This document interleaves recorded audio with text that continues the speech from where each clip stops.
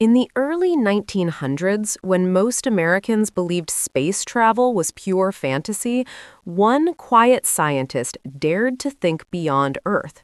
His name was Robert Goddard, a physics professor from Massachusetts with an obsession that sounded absurd to many: rockets that could reach outer space. At a time when airplanes were still new, Goddard was already imagining machines powerful enough to escape Earth's gravity.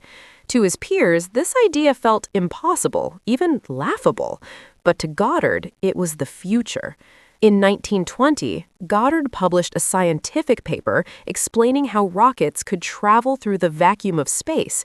Instead of praise, he was publicly ridiculed. The New York Times mocked him, suggesting he lacked basic scientific knowledge. The public labeled him a dreamer, even a madman. Yet Goddard understood something they did not. Rockets do not need air to push against, only physics.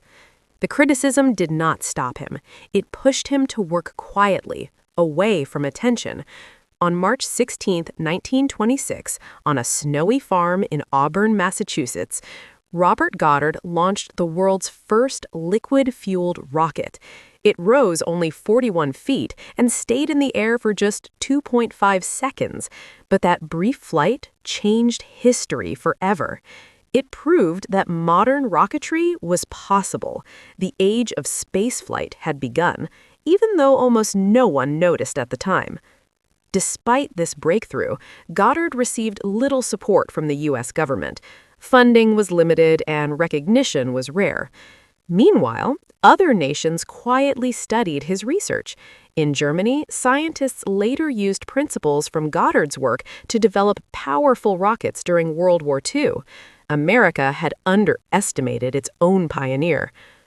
Robert Goddard died in 1945, just as the world was entering the rocket age. He never lived to see satellites orbit Earth or humans walk on the moon.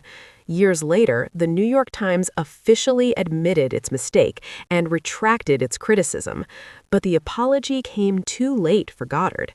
Today, every space launch carries his legacy.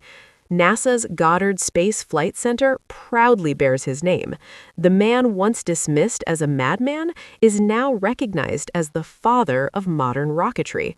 His story reminds us that America's greatest breakthroughs often begin as ideas the world is not ready to believe.